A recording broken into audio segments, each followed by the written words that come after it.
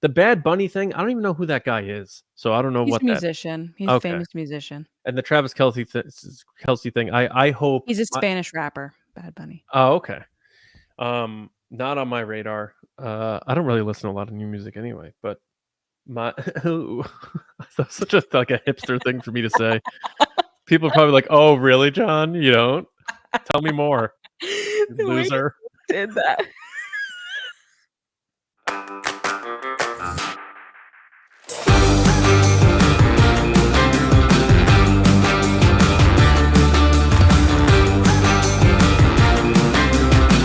Lacey, we have been to the movies together, but we usually play by the rules and we buy our snacks at the movies.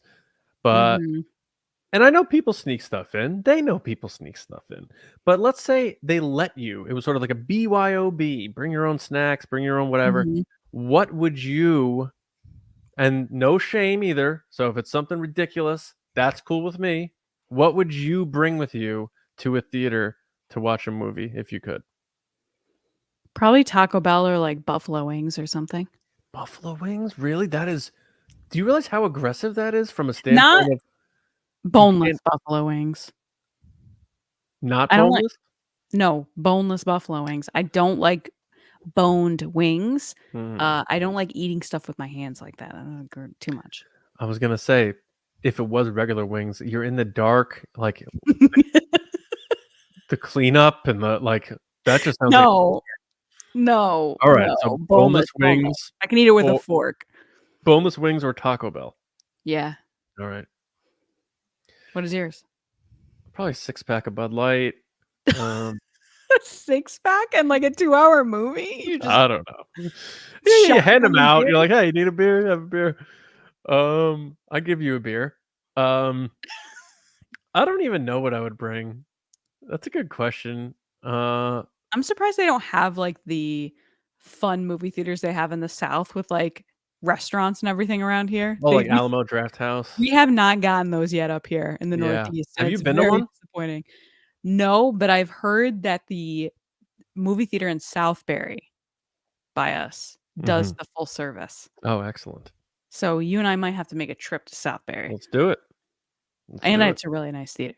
We're going to eat some bone-in wings, get all messy. No, boneless. I don't eat bone-in. Right. No bones. Right. No bones about it. All right. No bones.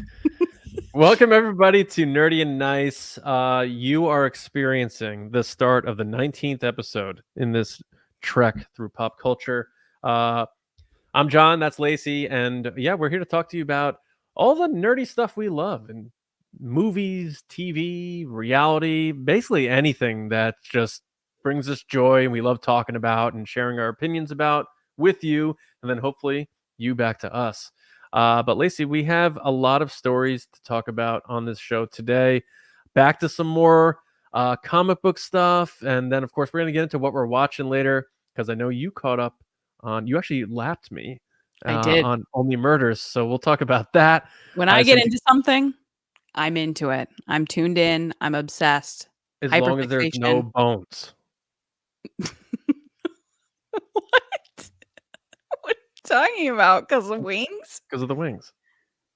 Well, I like true crime. There's usually a lot of bones in true crime. There's bones in Only Murders, so yeah. There is too, yeah.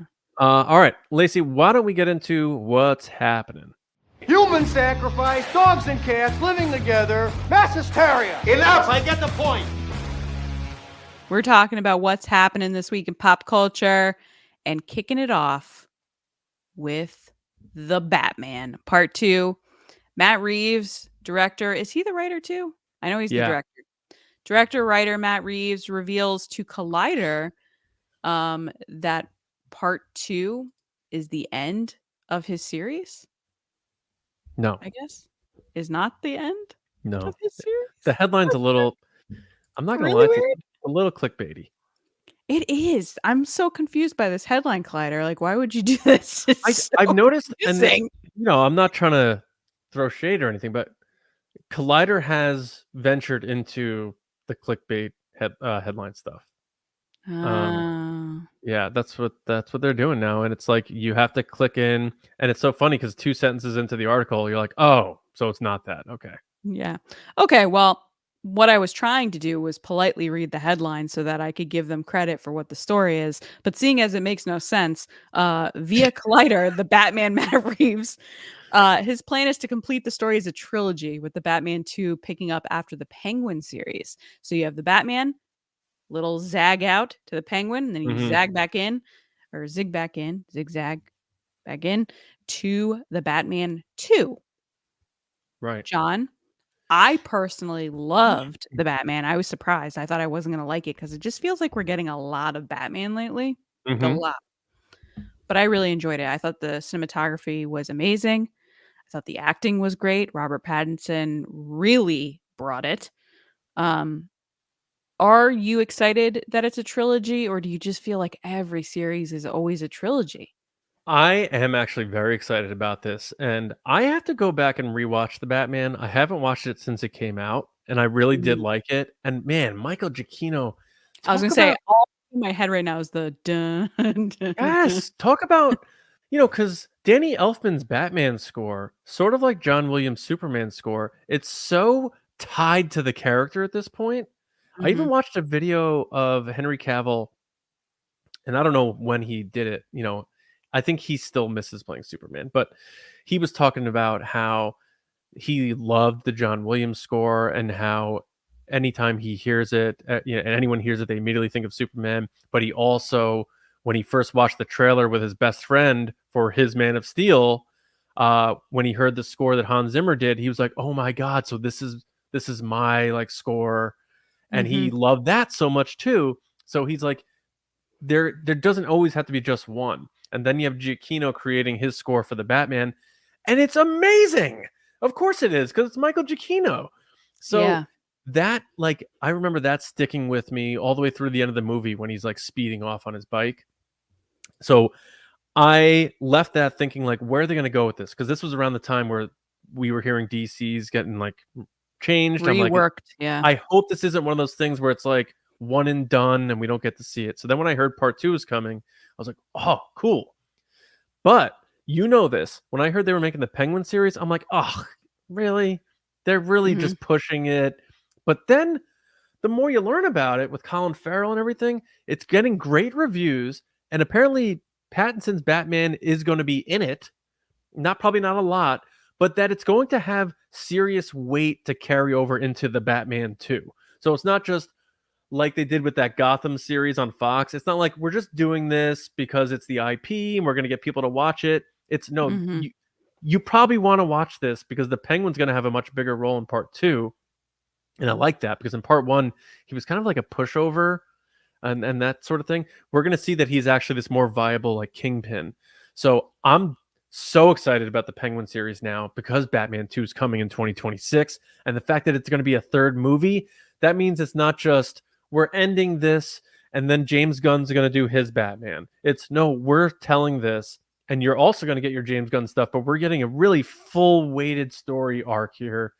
I'm more excited than ever now. So when I heard that he wants to do the trilogy, I hope number 2 is a success. We know how that goes. If movies aren't good, the next one's not going to happen. It sounds like they'd be stupid if they don't do Beetlejuice, by the way, because that movie's making bank. Buckets. And hopefully you and I are seeing that this week. We'll see. Yes. But I know I'm rambling here, but I'm just really excited because it is a different Batman. Like James Gunn is going to give us his universe with his brand of Batman, which is clearly going to be different from this, which is a noir, old school detective story. It's a slow burn, but it has its own feel that's even different from the dark version that Nolan did. So I'm all in. I'm a big Matt Reeves fan, so I'm more excited than ever about this. Yeah, I'm in a different spot with it. I'm not interested in the Penguin. I know. Okay. Like I said, I loved the Batman. Really, really loved it. I own it. It's great. I'm not crazy excited about the Penguin series. We talked about this a couple weeks ago. Like, I'm not interested in it. I'm not into that mob stuff. I don't like The Godfather. I've never seen it. I don't like Goodfellas. I don't like mobby stuff.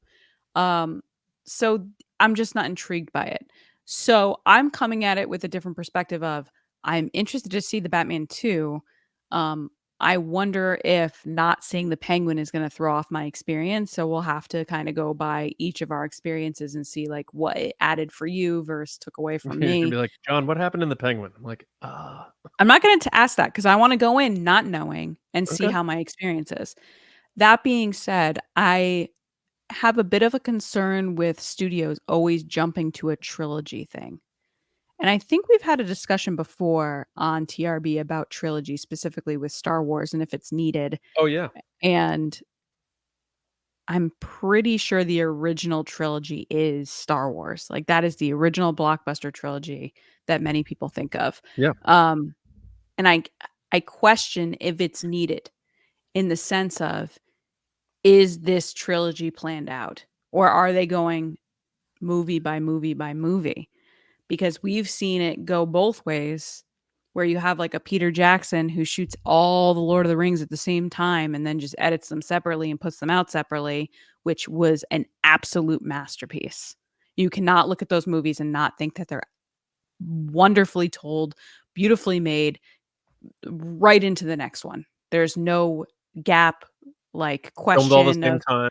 right. There's no different aesthetics for each movie. There's not a different tone. It's all the same. It looks like a perfect beginning, middle, end. Then you look at something like the sequel trilogy with Star Wars, which we've talked about on TRB at length, which each movie has its own story, director, cinematographer, just a tale that's being woven, not necessarily the pieces coming together the way that I think they had hoped. So my concern is I really hope that they're not doing a Halloween or a sequel trilogy in a way where they're just stretching stuff out to say, hey, we need 3 movies. Can I ease your concerns a little? Sure, go for it. So, in hearing Matt Reeves talk about it, he said, and I mean, I'm gonna believe him, I guess. Sure. He said he's writing this story as though he's going to get to make his 3rd movie. So whatever he's doing in number 2, it's going to be the middle, act of a 3-act story. He's Got it. not gonna do well, let's end this just in case it doesn't do well and then it's over. He's telling his story, and there's probably gonna be something at the end of 2 that's gonna be like, something big's about to happen next. So he's saying, I hope I get to make my 3rd. So I don't think it's studio. I don't think it's Warner. I don't think it's DC. I think it's him trying to get this, going. And I think the success of the first one was so important because of the shift that they're doing, where James Gunn is going to tell his Batman story. It's going to be a part of the new DCU. This clearly is not, but I don't mind having multiple Batman stories that are different.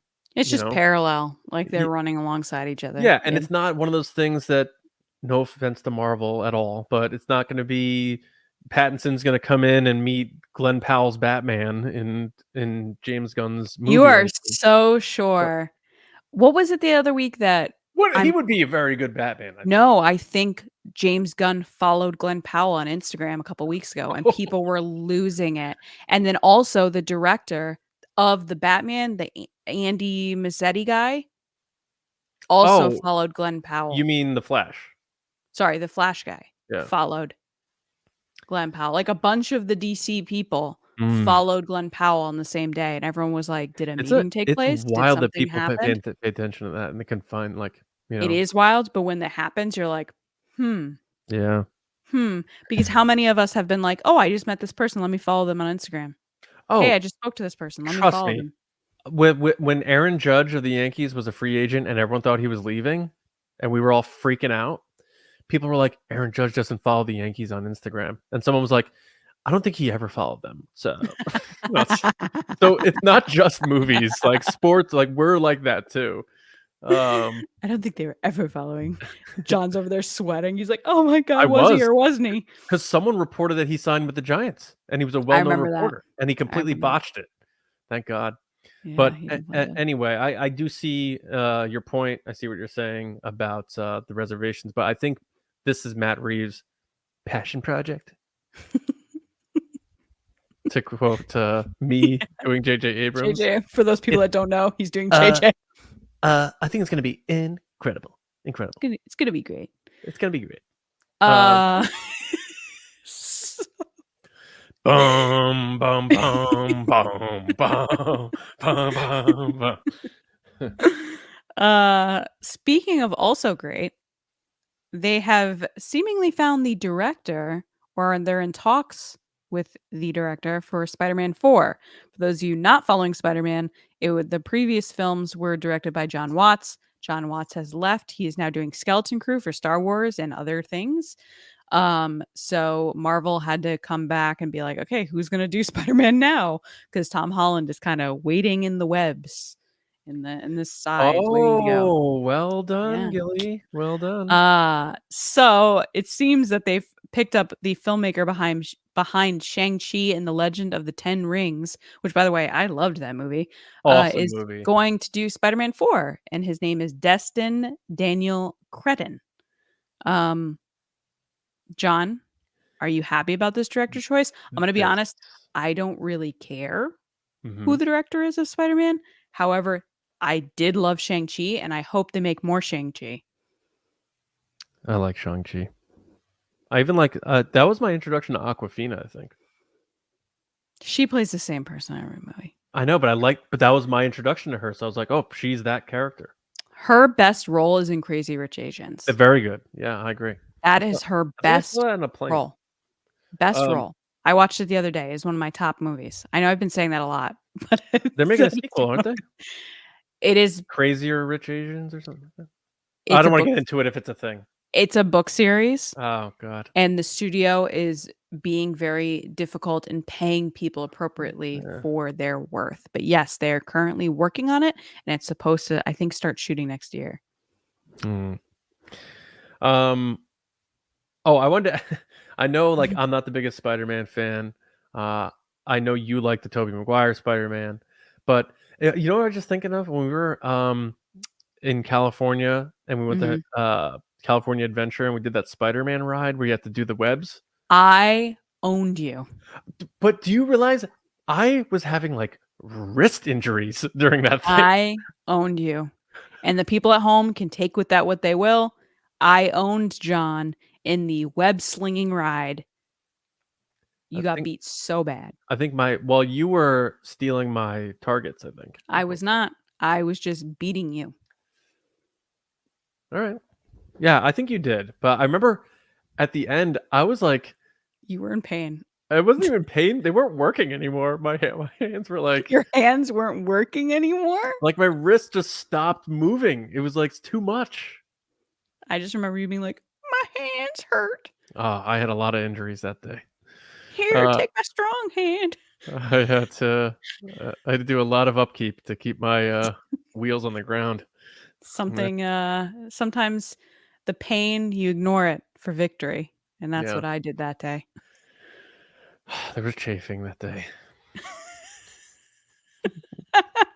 All right. Not the hands. I want to make that clear. The chans, there were no chafing with the hands. No hand chafing, no. But this is a family show, and here we go. So, Spider-Man director, if this is true, of course, I love Shang-Chi, and I even went out on a limb a while ago and said it's one of my top favorite Marvel movies of all time. Yeah, it was great. It is unique. It stands on its own. There wasn't too much overlap, if not any, with a lot of the other stuff going on. And I really embraced that. That's why I love the first Iron Man so much. It's a linear story that lives within itself. And Shang-Chi was so good. So if he's taken over Spider-Man, I think that's really cool. So I don't have much more on it. I do find it interesting that Tom Holland is coming back for a fourth Spider-Man, because it almost felt like, I know he's younger than everyone else, obviously, from the main cast of Avengers, but it almost feels like everyone has sort of moved on from those characters, and the next wave is coming, like the new Captain America and all that stuff. I thought it was going to be like, well, sort of like Miles Morales with Into the Spider-Verse, that they were going to make Miles Morales the next Spider-Man or something. But here he is, Tom Holland, back for part 4. I assume that means Zendaya is going to be back. They like those paychecks. Of course, yeah. Because I think he's maybe a little too small to be James Bond. So, it's so mean. Is that mean? It's a little mean. Do we want a little Bond? We could do a little Bond. Why are you talking about him like he's the Wolverine character in What? Deadpool Wolverine who steps Well, down from the bar? You picture him walking up to like a tall bar, and they're like, they ID him, and they're like, How tall is Tom Holland? Tom Holland's not that short. I think he's like 5'6". How tall is Tom I Holland? guarantee it's gonna say 5'9" because that's what every short actor gets. So I'll that's the guarantee Tom you it says Cruise 5'9". height. I guarantee you it says 5'9". I'll put Tom money Cruise on it. is 5'9". He's 5'6.5". See? He's only 2 inches taller than me. Yeah. And then if you wear heels, you're taller than him. So am I a Spider-Man? Maybe you could be the next Spider-Man. But I pictured like Tom I Holland cannot. as James Bond walking up to the bar, and like he's not able to see over the bar, so they can't hear him or see him. And he's like, shaken, not stood. And they're like, can I see your ID, please? And he's like, oh, damn it. That's so mean. But no, he's really good. He's a great Spider-Man. I don't like him as Spider-Man. He's fine. I think he's a perfect blend of Peter and Spider-Man. And I think when I hear his voice, that's always what I thought Spider-Man sounded like, more so than Toby, who I don't like. And I know you don't like Toby. Yeah. well, I've heard he's also kind of a douche. He's dating a lady that is much younger than him, that has raised some eyebrows. That's raising a lot of eyebrows in a lot of areas lately. With Dave Grohl, we talk about that. Yes. That's the kind of conversation I'm talking about. Like a girl that just turned 18, 19, that people are like, I don't know about that one. That's a choice. That's a choice you're making. Anyway, I would really love to see more Shang-Chi. I really would. I hope that they do it. I think it's one of the things that they scrapped and they're reworking, but he might show up later. And like the Young Avengers or something, they're saying. I thought Shang. Oh yes, they stalled development. That's kind of a bummer because did Shang-Chi come out during the pandemic or something? Was it? I think it did. I think it came out either right before or right after. Because that's such a bummer. Because it was a huge bummer. Oh wait, it had a great soundtrack. No, it came out mid-pandemic. It came out August 2021. So a lot of people were vaccinated going back. So a lot of people were still not. I don't think you were. I got COVID in 2020. And you were August pregnant. 2021. I was pregnant. Yeah. Yeah. So it still made 430 million. If that came out in non-COVID times, I think we're talking about a pretty good movie there. So I hope they do revisit this. Yeah, I watched it on Disney Plus is when I watched it. I think I did too. Yeah. Because and maybe that was part of it. That was the year of Black Widow, I think, and Cruella as well. Yeah, Wonder Woman 84. Oh, I didn't get COVID then because I was pregnant. I was nervous about getting COVID because I was pregnant. Right. So I didn't do anything. I wasn't going anywhere. I was like, I'm not. You went nowhere. Nowhere. I mean, ever. that's still true. But yeah. I could use the excuse that year. True. Yep. That was sort of, that was your vibe. I mean, yes, I'm going to put my child first. That is a vibe. Yeah. No, I meant like you locked down at home. You're not against that. You're okay with being at home. I enjoy being in silence, as weird as that sounds. Like when you have kids, it's just Lacey, let's go to a bar and hang out. You're like, ugh. That never happened. I never said that. Didn't you roll your eyes when I said it literally like 30 minutes ago? I rolled my eyes about something else. I don't remember what it was, but it I wasn't said, let's about. go watch our. Oh, that's what it was. I said, let's watch. It was on TRB. I said, let's watch our fantasy football matchup week 11 at a bar. And you were like, I didn't roll my eyes for that. We'll check the tape. And I didn't say, ugh. I said, okay, sure. And then you said, yeah, like you're actually going to show up. No, I never said that ever. Yes, you did. All right, you made a joke about me showing up. We're going to check the tape and we'll see. Okay. Okay. It's like instant replay. It's instant replay. Anyway, let's go to the next story. The next story is, and this is an awesome Go to your home. I was so pumped about this, which is Netflix announced that Happy Gilmore 2 has cast Adam Sandler, Christopher McDonald, Julie Bowen, Benny Safdie, Nick Swartzen, Travis Kelce, and Bad Bunny. Great. They're probably going to play themselves. But the big thing is Shooter McGavin's back and Julie Bowen is back. And by the way, Julie Bowen looks exactly the same. She looks probably more attractive now than she did when she was younger. Like, she's that good looking. Wow. I am very pumped. I love how the first response to this tweet, by the way, someone being like, the question cat gif, like the one that's like, oh, what? And it's like Travis Kelce, Bad Bunny. They're probably playing themselves.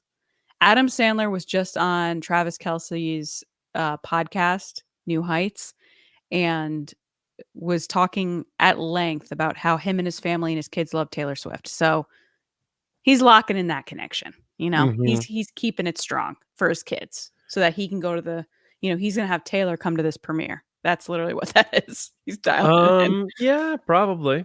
What are your thoughts? Are you pumped about this casting? I know I am. I love that Julie Bowen's back, because usually in these comedies, the love interest, Write who's him out. usually a female, is usually written off. Mm-hmm. Whether it's the actress doesn't want to come back, it happens all the time. It happened in Ted, happened in Austin Powers, happens in any comedy that has a sequel. They're usually written out, and there's usually a new love interest or something like that. Like, instead of Elizabeth, what's her name? Why am I not thinking of her name? Elizabeth Hurley. They got Heather Graham, you know, for Austin Powers. They do it all the time. So the fact Top Gun, yeah, Kelly McGillis didn't come back. But with this one, I love it. I love that she is back. I think her star has risen with Modern Family since then. I didn't really know who she was back then. And it was probably way earlier in her career, so that was probably one of her earlier roles. But now it's like there's star power behind that, but she's returning as this character. Now, is she going to be Happy's wife, his ex-wife, you know, jilted lovers? Like, we don't know, but the fact that she's back is very cool. I agree with that completely. And it's also a testament to Adam Sandler, because this dude puts his people in his stuff, and he's very loyal to his friends, past cast members. And I heard clips of him on Joe Rogan. I know you were saying he was on the Kelsey podcast. He is a very down-to-earth dude. Like, he rolls up to basketball courts in New York City and starts playing pickup basketball with people. Like, he walks around with sloppy sweatpants and stuff like that. Like, Adam Sandler just seems like a pretty down-to-earth dude for someone who's obviously psychotically wealthy. Yes. And almost got an Oscar. Yeah. Like, he was very upset that I think that he wasn't nominated that year. And that's why Benny Safdie's in this. You know, the Safdie brothers directed and wrote Uncut Gems. So it's him, you know, paying back somebody who has been a collaborator with him. The Bad Bunny thing, I don't even know who that guy is. So I don't know He's a musician. He's a famous musician. And the Travis Kelce thing, I hope he's a Spanish rapper. Bad Bunny. Oh, okay. Not on my radar. I don't really listen to a lot of new music anyway, but that's such a hipster thing for me to say. People are probably like, "Oh, really, John? You don't? Tell me more, loser." Did that? Ew.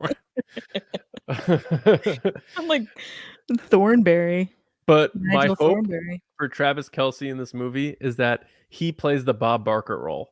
I think that's what. Yeah. Oh, okay. Because my hope is that I see Happy Gilmore beat the shit out of Travis Kelce on a golf course. I think Travis Kelce, per usual, is banking on what's popular right now, was just him and Taylor. Well, we saw that trailer for Grotesquerie, and he's just a fantastic line delivery. I know you're being sarcastic, but you know, Taylor said in the VMAs last week that he brings happiness, fun, and magic to whatever he touches. So I can only assume that people like working with him, and he's a nice guy. He's very popular. People know who he is. He's a name and a face. And I'm sure Netflix was like, "Can you get Travis Kelce? We'll let you do this movie. You can get Travis Kelce." Like, he seems very much like a studio / Adam bringing in role. Wait, you think the studio wanted Travis Kelce? Is that what you're saying? I think it's part studio. I think it's part Adam. Yeah, I think Adam Sandler pulls his own punches at this point, don't you? Like, he totally does, and I agree with you, because he's openly said that for Netflix specifically, he picks locations for movies, like his dinner party movies, Oh so yeah. that all his friends can go with him to Morocco or Monaco or whatever it was to go on vacation. Well, He openly says that. He goes, I invite people onto my sets to locations to get a vacation out of it. That's paid. don't you think a lot of his buddies who have had great careers on their own, I'm not saying that, but Yeah. at this point, a lot of his buddies have the success they still have because of him. Like I'm on Mhm. Netflix and I'm seeing like David Spade movies that I've never really heard of, like The Wrong Missy and stuff like that. I'm like, He lifts other people up 100%. yeah, and Rob Yeah. Schneider, like, come on. So Yeah. it's and he's loyal to his friends though, and that's what I love to see. So you gotta respect that, and that's actually an Adam Sandler bit. You gotta respect that. Yeah, from his comedy, his stand-up comedy back in the day. Actually, no, his comedy albums. Have you ever listened to Adam Sandler's comedy albums? Can I be honest right now? I tried to watch his stand-up comedy and I hated it. The new one? Yeah. Oh, all right. I tried it because you told me like I was gonna love it, and I hated it. Okay. The only thing that was funny is obviously like when he'd do his little songs at the end, he'd make the joke. Yeah. Like that's his whole thing. But other Yeah. than that, I was like, this is not funny. Oh. And I put on Unreal again. Another episode of that. I was like, this is not funny. I'm so sorry. And I felt guilty because he seems like such a nice guy and he seems like so genuine and like people really enjoying it. And his whole keyboard guy that like his keyboard fell through the stage. Yeah. They brought out like The a monitors food, didn't the work. food tray. Yeah. It's just very funny, but yeah, I don't know. I'm more like Bill Burr. That's my humor. I like Bill Burr. Bill Burr. Yeah, he's good. He's just very straightforward. I feel like Adam's got kind of more like he does a song and then he does like a long story and then His comedy albums from back in the different. day though are excellent. Are they good? Yeah. You would Okay. hate them apparently, but Why is that? well, because it's Adam Sandler and now you hate him. Okay. I So. don't hate him though. Happy Gilmore is an amazing movie and I'm Are you so gonna see excited Happy for Gilmore this. too? Yeah. Okay. Yes, Julie Bowen's amazing. I love Modern Family, and I found myself watching that when I had just had Archer. And when I'm watching it, I'm like, man, she's being really annoying. And then I realized very quickly that like I am Claire from Modern Family. Like our Are you personalities calling are, yourself annoying? yeah, 100%. Like you start to realize, like, man, she's really freaking out about this. And I'm like, I kind of act like this. And then, like, as the episodes were going on, I was like, I would kind of feel this way. And then I was like, am I Claire? Oh boy. Yeah. Maybe. Whatever. It was just something silly. Anyway, I was so the gonna ask you movie something, is now I forgot. Oh, I had one more point about okay. the movie. Go ahead. What? I can't talk? No, I'm not saying that. Go ahead. What? I was just gonna say the rest of the thing, but I don't want it to sound like I'm cutting you off. So go ahead. No, you say the rest of the thing. I feel like I cut you off. It's okay. So I was just gonna round it out that the movie is currently filming in New Jersey. Right. So we should go crash this set because we're nearby. Yeah, I've been to an Adam Sandler film set because he filmed Deeds in Connecticut. You went to the one in New Milford? Yeah. Oh wow! I remember sitting at home when they were putting up something on News 12 about it, and they were like, "If anybody has a Ferrari or a Corvette, please call Red this number. sports We would car. like to borrow it." Yeah. Yep. Yeah. No, yeah. I only have one more point on this, and that is I hope they don't try to make Shooter McGavin his friend now. Oh yeah, no, I want him exactly the same. I need him to be a complete scumbag. Exactly the same. Yeah. He can't be like, oh, now, you beat me. Now we're friends. There's a new rival. I really hope they don't do that. I hope he is as dickish as he's ever been. I want him to be like the head of the PGA or something. Oh, yeah, but don't you want him to also be golfing though? But he could be like the head guy and then be like, I'm coming out of retirement. Or I'm something like that. selling the PGA so I can beat Gilmore again. Yeah. Are we writing the movie? I don't know. Are we Adam Sandler? I wish. Anyway, in other movie news, there is a movie coming out called The Wild Robot, and it's debuted this past week with a perfect 100% on Rotten Tomatoes. It's in theaters on September 27th. We've talked about this before with the trailer. We both said we were very interested in this. I know I am. It's right up my alley. First reviews are coming out and people are saying it's absolutely magical. John, are you going to see this movie? And are you surprised by the Rotten Tomatoes score? I think I am surprised about the Rotten Tomatoes score, just because, like, 100, like that's insanity. That's a perfect movie. Yeah. I doubt I make it to the theaters for this unless I can get the family to go. Mm-hmm. Which could be an option.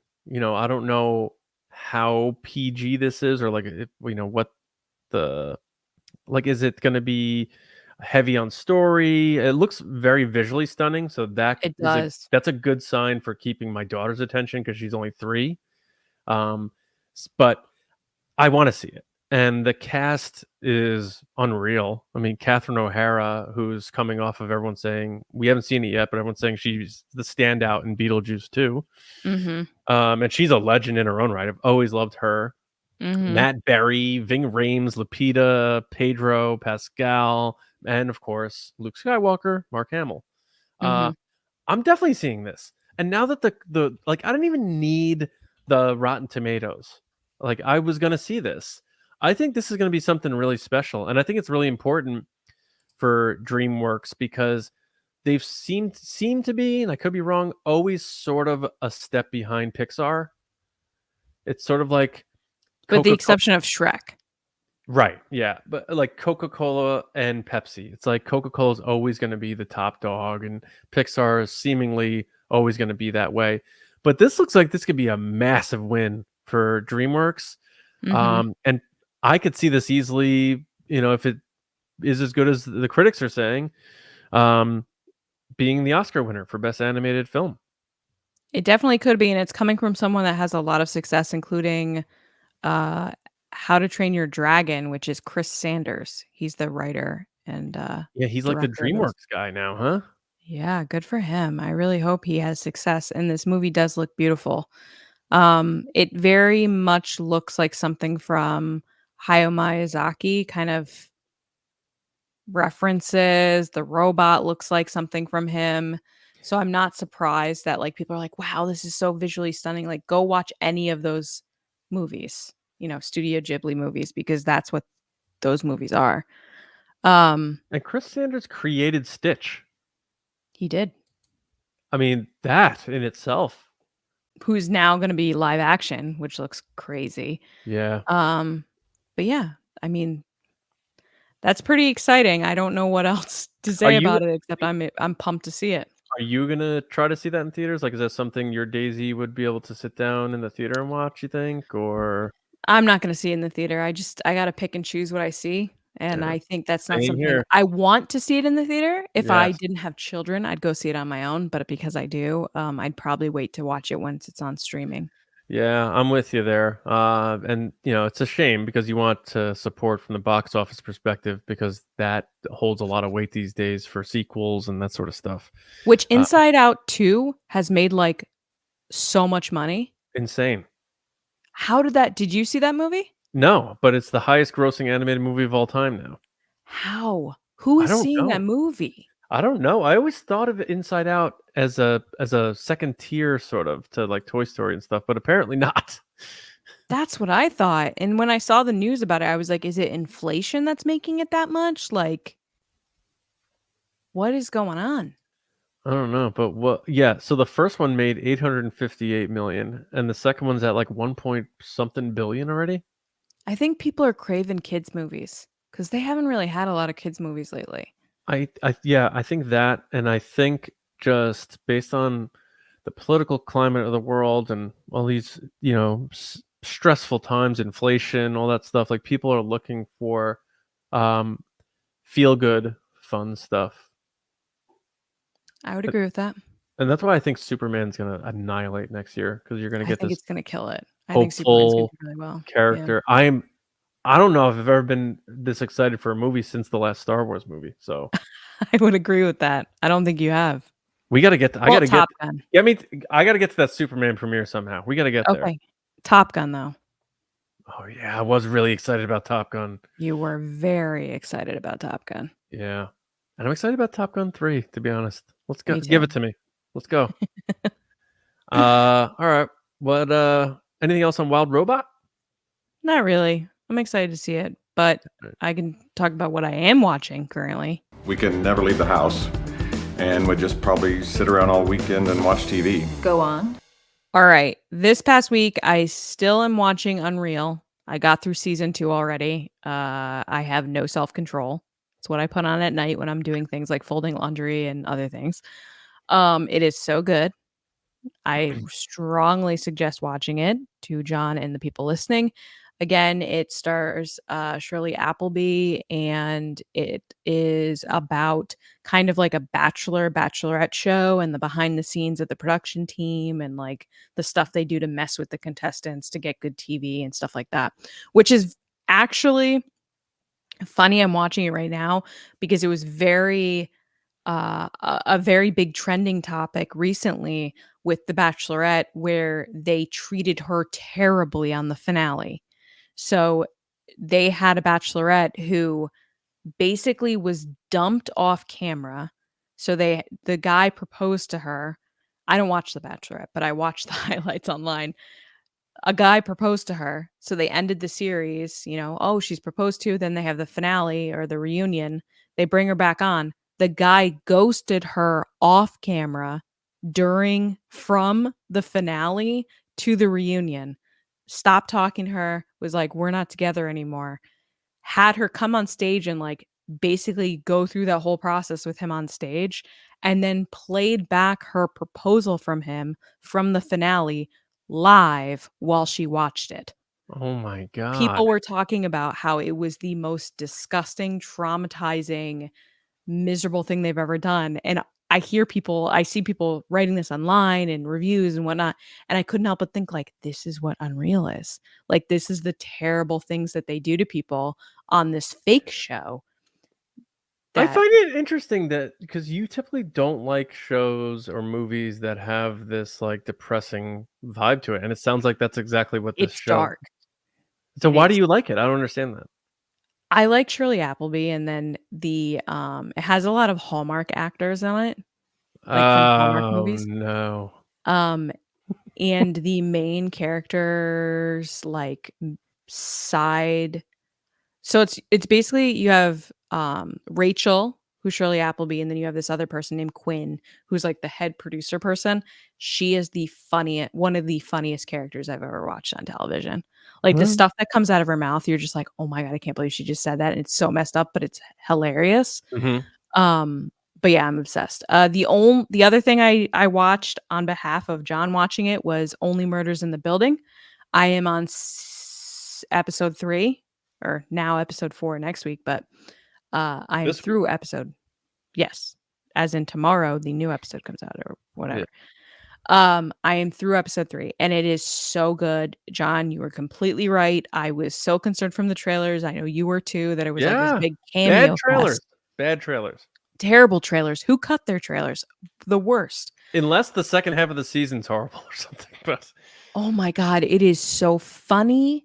It is top tier comedy. They're all bringing it. It is a whole brand new storyline while also kind of tying back to previous seasons. Oh yeah, it's so good. Mm-hmm. And the people that they've had on screen so far, they don't feel overly done. They feel done in the perfect amount of cameo / hey, I know this person, but they're not playing themselves. Mm-hmm. Do you like what they're doing with Jane Lynch? I am not a big fan of the whole idea with shows where they're like, by the way, spoiler alert if you're listening to this. Yeah. When someone dies, I don't like where they're like in the scene. Like, oh, you're talking to me and I'm dead. I hate that. But you did like, the only time I think you did like it was Han Solo and Rise of Skywalker. Oh, damn. All right. We talked about that previously. You were like, "This is my favorite moment in Rise of Skywalker," and I was like, "I felt like it was a cheap. It's a cheap moment. Like it doesn't I'm feel trying to get like you to like it. I know it doesn't." I actually had a very long conversation with Matt about this, about having a character. We both said the same thing. When someone dies, we want them to die. We don't want them to show up as like a vision or, oh, this person's going crazy, so they're seeing so and so. Like it just feels Oh, cheap. I'm usually with that for sure. I need to catch up. I'm one episode behind. So I will watch the third. I'm excited that you say it's just as good as the first two. Oh, it's so good. So I'm gonna check that out. And you're watching Unreal. And what else you watching? That's really it, unless you count Miss Rachel and Blippy. You got to count those. Yeah, That's really it. Miss Rachel and Blippy. I was. It's so weird that I was like upset that they changed Blippy. Oh, yeah. Yeah, It's I a don't new Blippy. And again, then Mika also changes from like time to I don't time. blame Steve and John, the original Blippy, for being like, all right, now I could own it, Well, but pass it on. he sold it to Moonbug. So as soon as he sold it to the company Moonbug, which owns Cocomelon, you get Oh, out. You get your yeah, check and you leave. yeah, that dude is loaded. Now Miss Rachel's on Sesame Street and she's putting out a toy line. I'm like, what am I doing with my life? Yeah, but for every Miss Rachel and Blippy, there are thousands of people embarrassing themselves on playgrounds, not making any money trying to do it. Oh, you think But so? yeah, I think I told you, right, that Matt's gonna be Blippy for Halloween and I'm gonna be Miss Rachel. you did tell me that. That's Yeah. pretty cool. Are you going to a party or just doing like trick or treating? Just trick-or-treating with Nice. Daisy. And you got to bring Arch for dress him up as a football or something. He's gonna be a pumpkin. There you go. Perfect. The usual little kid costume. The A 1-year-old is a pumpkin. Yep. Daisy was a strawberry. He's a pumpkin. I think Johnny was a pumpkin too. I forget. It's just such an easy like. Plop him in. Yeah. It's actually really. I have it right here. It's actually a pumpkin beret. Oh wow. How's he gonna? He's gonna sit in it. No, like this is just the hat part. Oh, okay. Like it goes on his head. It's a beret. Oh yeah, that looks pretty big for a baby head though. That like fits you. Because the baby ranges are weird. They're like 12 to 18, and he's gonna be 12 months at that time ish. Is Arch he's big brained? Is that what's happening here? No, he's a little guy. It's really Oh. big on him. Thanks for pointing it out and make me feel bad. That is not what I was doing for our audience. Jeez Louise. All right, what am I watching? Thanks for Shoot asking him, me. McGavin. What are you watching, John? I'm watching Only Murders. Got to catch up one. And my favorite wrestler of all time, Bret the Hitman Hart, came back to Monday Night Raw. And it was just nice to even hear his music, hear him walk out. And it was in Canada too, so the place went absolutely bananas. Oh, is he Canadian? Yeah, he's from Calgary. So that was really cool to see. And him mending fences with like Triple H and stuff, which there was so much bad blood after what happened when he left. And then I've been starting to watch a lot of these like Disney, how to conquer Disney videos and all that crap. But What? like the tips, and you go on YouTube. I know, but like I didn't take you as a tipper. I'm not. I'm looking up tips guy. I'm just trying to. I'm clearly for this Disney trip that's coming up. I'm in a very Clark Griswold scenario here, where I just want to give my family the best vacation possible, and there'll probably be calamity along the way in my efforts, but I have to do the best I can. Okay, well, don't go crazy. It's just Disney. Yeah. Yep. But that's it. So Nice. all right. That brings us to the end of the show. So we want to thank everybody for listening or watching and getting nerdy with us here, because Mondays are for the nerds. Make sure you are subscribed to the show on your favorite podcast app, Apple, Spotify, or of course the TRB YouTube channel, youtube.com/@TRB podcasts.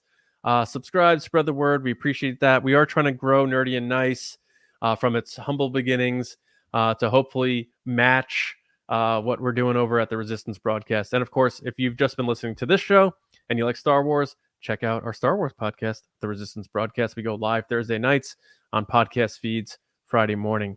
But thanks again for getting nerdy with us. For me, at Johnny Hoey on Blue Sky and X, and my movie podcast, Nostalgia Movie Podcast, just like the movies, on its own podcast feeds, and TRB with my dear co-host Lacey Gilleran here. Lacey, where can I people? thought you were going to say friend.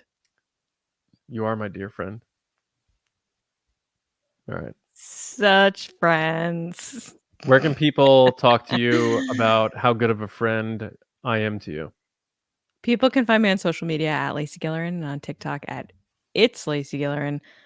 Make sure to follow both podcasts on social media. We really appreciate it. Share, like, subscribe, leave a review. We've been getting some little negativity on some of our ratings, and we'd appreciate a little boost from you guys letting us know we're doing a good job. And join our Patreon if you like us.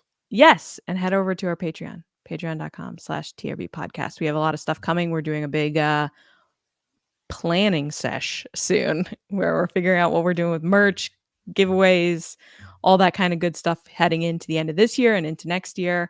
And believe it or not, we're going to Japan next year. In 7 months.